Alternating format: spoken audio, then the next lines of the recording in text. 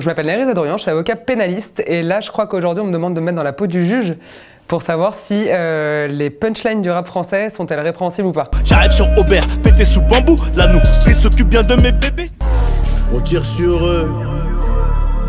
On tire sur eux. Alors on tire sur eux. Le problème c'est que déjà il faut localiser où se situent les tirs. La jurisprudence de la chambre criminelle de la Cour de cassation distingue en fonction de la zone qui est visée. C'est-à-dire que si vous visez dans le thorax, la tête, on peut présumer votre intention de donner la mort et on peut partir du principe que vous aviez donc l'intention de commettre un meurtre ou un assassinat s'il est prémédité. C'est la même chose, assassinat et meurtre c'est la même chose, juste il y a une préméditation pour l'assassinat. Si vous visez le thorax ou la tête et que vous ne tuez pas la personne, c'est une tentative.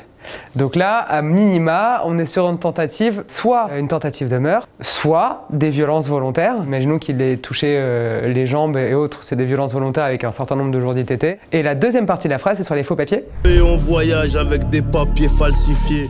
De manière générale, le faux et l'usage de faux, donc c'est le fait de falsifier un document. Mais là, on est sur quelque chose d'encore plus particulier, c'est qu'on falsifie pas n'importe quel document, on falsifie des papiers d'identité. Du coup, là, on est sur donc une tentative de meurtre à minima avec falsification des documents d'identité. Donc on a au moins une circonstance aggravante, puisque en plus de ça, il dit on. Donc le on suppose qu'il y a plusieurs personnes, donc suppose éventuellement l'existence d'une bande organisée. Donc c'est ça, c'est perpétuité.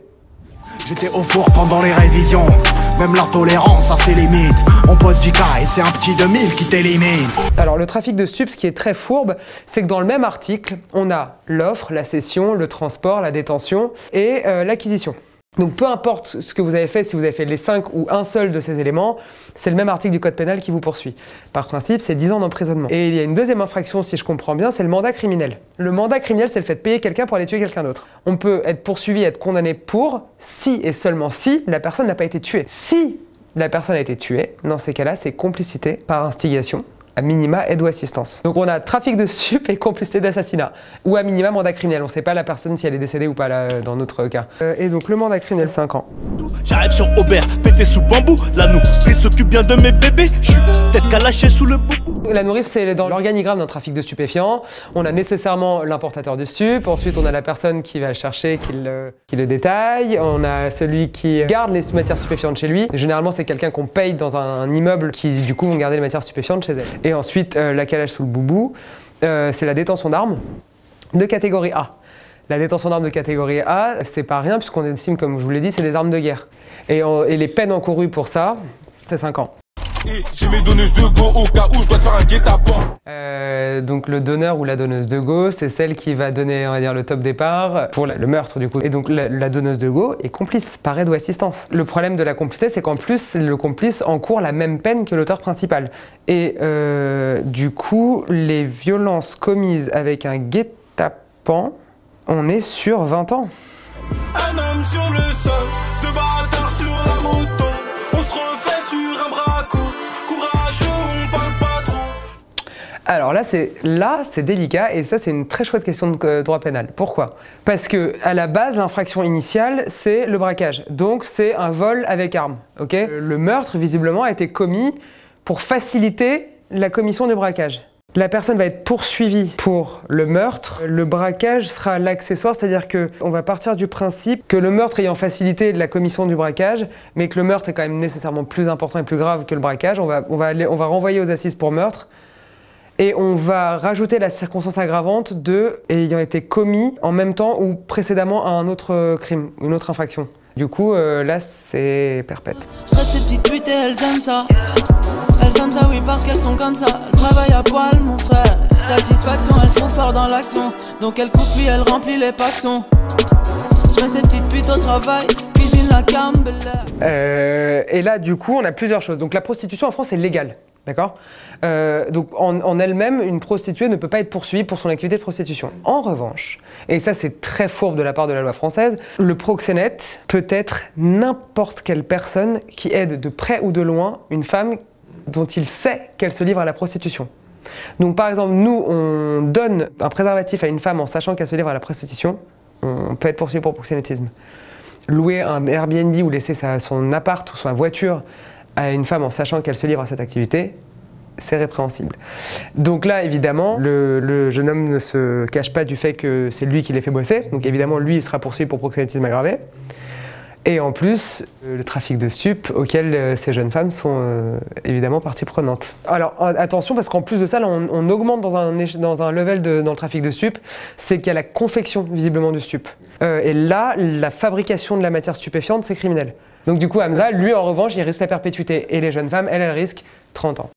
Ma mère vise aussi bien au 38 qu'elle écrit Obic. Mes cahiers ont des regards innocents, ils ouvrent des coffres au plastique. Je digérais les plus jolies, pute, ça me fout plus la trique. Avant de voir Saint-Nicolas, je me ferais bien un flic. De manière générale, le code pénal ne distingue pas le meurtre, ok? C'est-à-dire que quand vous tuez quelqu'un, on passe à un meurtre. S'il est prémédité, c'est un assassinat. En revanche, à l'infraction principale se rajoute un certain nombre de circonstances aggravantes. Il peut y en avoir une ou plusieurs. Et en fonction du nombre de circonstances aggravantes, la peine encourue évidemment augmente. Là, on a évidemment l'usage d'une arme, peut-être éventuellement la bande organisée, on n'en sait rien, il ne le dit pas, mais on a la victime qui est une personne dépositaire de l'autorité publique. Et là, perpétuel. Je préfère être accusé d'antisémitisme que de viol comme Gérald Darmanin. Il faut du coup reprendre un peu le cas Darmanin dans les grandes lignes. Donc lui, ce qui lui avait été reproché, c'est des faveurs sexuelles en échange de logement. Il a été mis en examen et ça aboutit à un non-lieu. Ça ne veut pas dire en droit que vous n'avez pas commis ce qu'on vous reproche.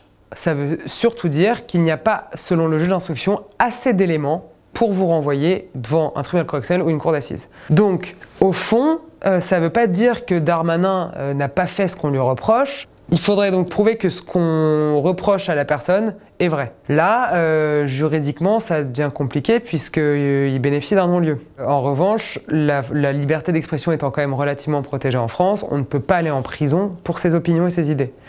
Donc à part une grosse peine d'amende, surtout qu'en plus il diffame pas n'importe qui, donc il y a les circonstances aggravantes parce qu'il est quand même ministre, c'est à peu près tout ce qu'il risque. Arrivage de Co, croissy CDG, arrive de Merco, trempe Pitraco sous le CPP. Donc, alors là, on retourne sur notre article sur le trafic de stupes. Donc 222-34. Donc du coup, c'est lui qui dirige l'importation, si on s'en tient au code pénal.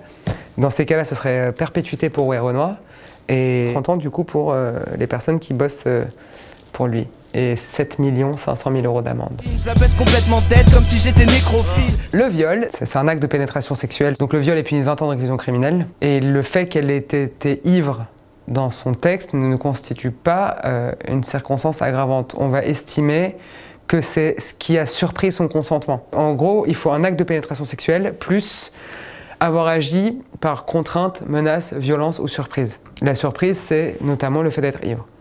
On n'est pas en plein état de conscience, donc on ne peut pas s'assurer du consentement de la personne.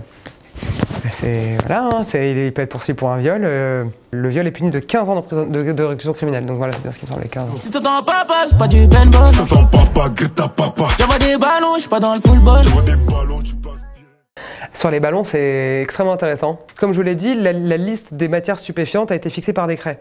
En soi, le protoxyde d'azote, c'est notamment ce qui est utilisé en cuisine. Et donc, on ne peut pas interdire la matière. Parce que ça voudrait dire que du jour au lendemain, il n'y a plus de sabayon, il n'y a plus de mousse, il n'y a plus de chantilly. En revanche, comme ils savent très bien que maintenant il y a un usage qui a été détourné du protoxyde d'azote, que ça a des répercussions mais terribles, et donc on estime que quand on a des quantités qu'on ne peut pas justifier de protoxyde d'azote, dès lors là on peut poursuivre, mais alors l'infraction pour laquelle on pouvait poursuivre, donc c'est la loi du 1er juin 2021.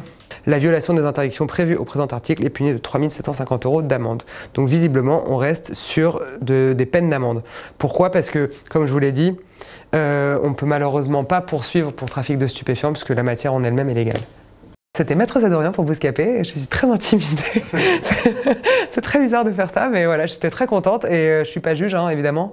Donc c'est pas moi qui vous condamnerai, c'est pas moi qui veux que les gens soient condamnés à ces peines-là, mais je suis obligé de vous prévenir et on va essayer de se battre pour. Ils ont rien vu, les balles, les morts, ils douillent son poing en kill de shit. À l'époque, c'était le terrain à souris, on se battait grave entre nous. En vrai, c'était nous les plus forts.